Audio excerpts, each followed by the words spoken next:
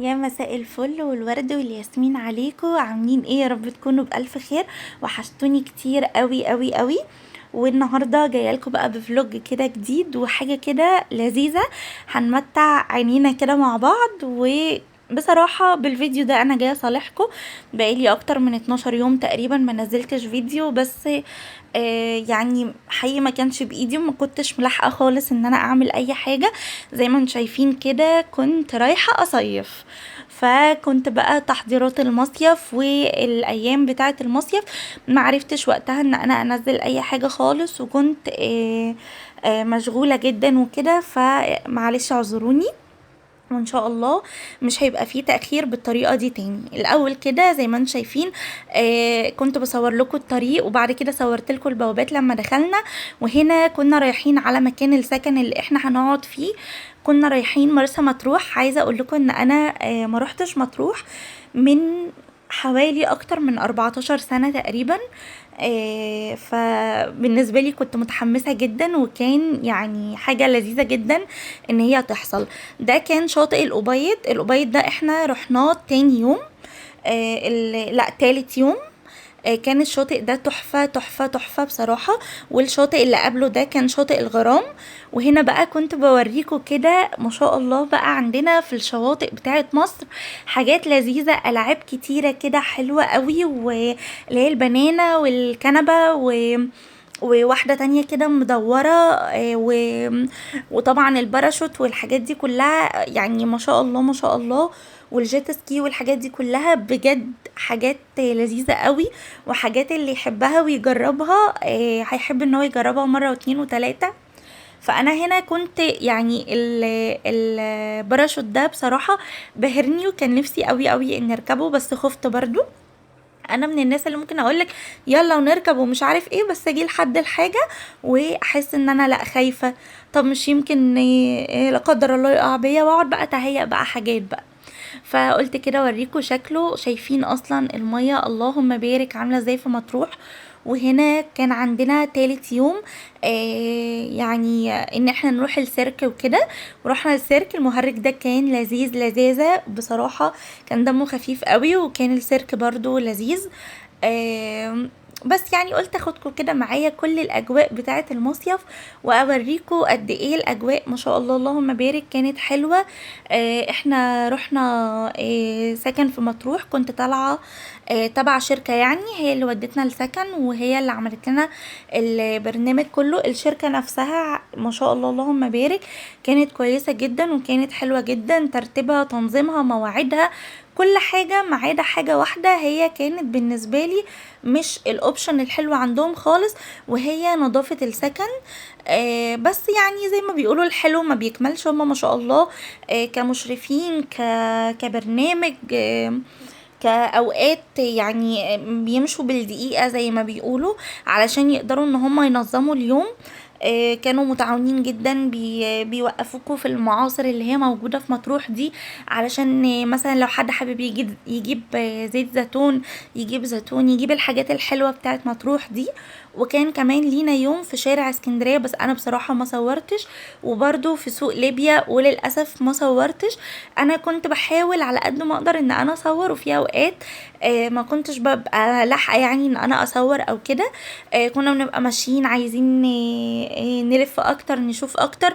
فالتصوير طبعا بياخد من الوقت بتاع الحاجه اللي انت بتعمليها. فما كنتش بحب ان انا اصور كتير بصراحه.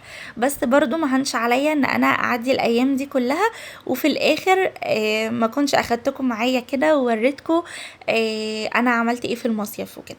هنا بقى ده كان سيرك زي ما انتم شايفين كده بيروض الاسود.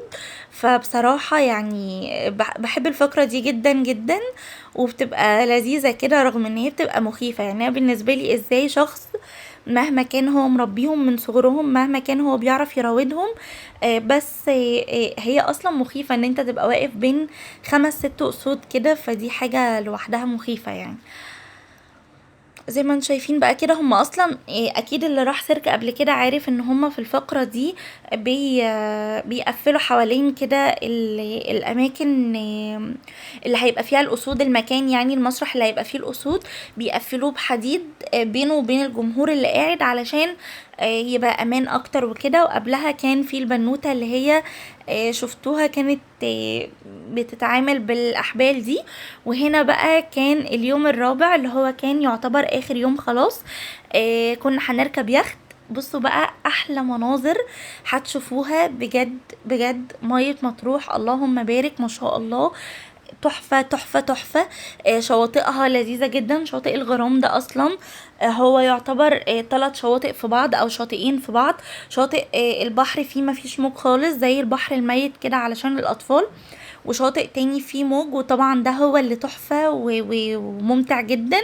وكمان في زي بحيرة كده صغيرة برضو الاطفال الصغننين خالص بيعرفوا يلعبوا فيها.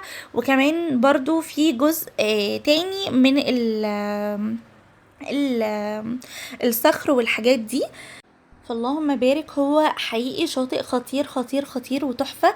زي ما انتم شايفين بقى كده المية هنا فيروزية قد ايه وتحفة. وكمان رحلة اليخت دي بتبقى من 2.5 ل3 ساعات. هما كمان بيجوا في المية الفيروزية دي وبيبتدوا ان هما يقفوا علشان لو في ناس يعني عايزة تنزل تعوم في المية. وكمان اللي مش بيعرف يعوم عادي ممكن ينزل، لان هما بيدوكي لايف جاكيت بأسعار رمزية او فري حسب اليخت اللي انت راكباه. فبصراحة كانت ممتعة بالنسبة لي قوي. هنا كده كنت بوريكم لقطة سريعة للناس وهي في المية، كانت ممتعة جدا جدا. بس انا فضلت كده ان انا اقعد واستجم واصور واتصور، والحاجات دي بصراحة كانت لذيذة قوي قوي. زي ما انتم شايفين بقى كده يعني من كل ناحية في يعني لانشات كده ماشية وفيها ناس. فبصراحة لا، الاجواء بقت حلوة جدا جدا جدا عن زمان. بقى في اكتيفيتي اكتر ممكن تعمليها. وكمان هي مطروح بالنسبة لي ممتعة بس مرهقة مرهقة قوي بجد فوق الوصف. انا دايما بروح الساحل وكده بيكون بالنسبة لي خلاص احنا بنروح بنقعد في الشاليه بتاعنا، القرية مقفولة، نخرج وقت ما نخرج ونيجي وقت ما نيجي، نصحى وقت ما نصحى، نروح البول او البحر براحتنا وقت ما نروح. لكن هنا كل حاجة كانت بوقت، كنا لازم نصحى بدري علشان نروح البحر، وبعد كده نرجع من البحر نتغدى ونغير هدومنا وننزل تاني. ما كانش بيبقى فيه وقت حتى ان انتي تعرفي تنامي او ترتاحي بس كده. وده كان رابع يوم اللي هو بعد اليخت رحنا نزلنا البول. المكان اللي احنا كنا قاعدين فيه كان فيه بول، وكمان كانوا بالليل عاملين حفلة كده صغيرة كانت لذيذة قوي، كان فيها ألعاب للأطفال وللأزواج وكده. فلا بصراحة يعني اللهم بارك، كانت جميلة. ربنا يا رب يرزق كل حد نفسه في حاجة يرزقه يا رب. ويا رب ان شاء الله اللي معرفش ان هو يصيف السنة دي يصيف السنة الجاية. وحقيقي والله احنا ممكن يعني بأقل حاجة نبسط نفسنا ونفرح نفسنا. اللي معرفش ان هو يطلع مصيف ممكن يروح شاطئ، ممكن يروح بحر، ممكن يروح اكوا بارك، ممكن يطلع مطروح يوم. يعني في برضو يعني حاجات كتير احنا ممكن نعملها. فكرة التنورة دي بتبقى فكرة تحفة. بس انا يا جماعة عندي سؤال والله بجد، يعني هو مثلا قعد اكتر من ربع ساعة هو عمال يلف، هو ما بيدخش يعني؟ اللهم بارك ما شاء الله. كنتوا تحسوا ان النقطة اللي هو واقف فيها برجليه هو مش بيتحرك منها، هو بيلف وهو فيها ما بيتحركش منها ابدا. وهنا بقى كان شايل واحدة من التنورة اللي لابسها وعملها زي بيبي كده في ايده، فكان برضو شكلها لذيذ قوي.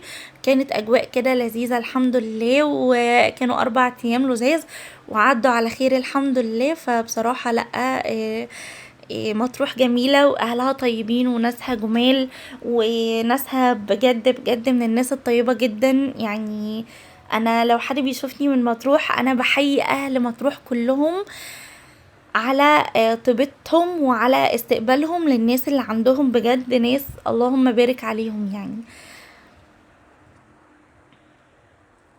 بس هو ده كان الفيديو بتاعي. انا عارفه ان الفيديو النهارده صغير كده، بس انا قلت اخدكم معايا واوريكم انا عملت ايه الايام اللي فاتت وكنت ليه مشغوله عنكم.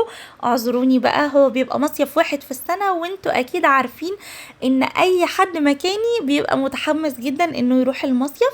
صحيح بنروح الحمد لله، اتحرقنا من الشمس وفلسنا ورجعنا بغسيل كتير قوي قوي قوي وحاجات قد كده ورانا. بس هي دي بتبقى احلى حاجة بالنسبة لي في الصيف. انا الصيف بالنسبة لي هو الاسبوع بتاع المصيف، خلص المصيف خلص الصيف بالنسبة لي، هاتولي الشتاء بقى. بس كده هنا بقى كنا خلاص راجعين في الطريق متجهين لاسكندرية، وهنا كنا في العلمين، فقلت برضو اصور لكم قد ايه اللهم بارك بلدنا بقت جميلة وفيها حاجات جميلة. طبعا احنا هنا بقى كنا عندنا الساحل الشرير ومراسي وهاسيندا والحاجات الأمورة دي، هنا هي كنت بصور لكم مراسي. ف يعني اللهم بارك بلدنا بقت جميلة وبحرها جميل وكل حاجة. فربنا يا رب يا رب يدي كل حد نفسه في حاجة، وكل حد نفسه يفرح ويفرح ولاده يا رب يا رب. ربنا يرزقك وتفرح وتفرح ولادك يعني، ويراضي الجميع يا رب اللهم امين. بس صورت لكم بقى الطريق هنا كده، وكنا خلاص قربنا اصلا نوصل على اسكندريه. بس هنا انا خلفت الفيديوهات، يعني صورت لكم مراسي قبل ما نوصل للعلمين، فما فيش مشكله خالص. وهنا كان الفيديو خلاص خلص معاكم. اشوفكم في فيديو جديد على خير، مستنيه تشجيعكم وكومنتاتكم الحلوه واللايكات بتاعتكم كمان. اشوفكم في فيديو جديد على خير، مع الف سلامه.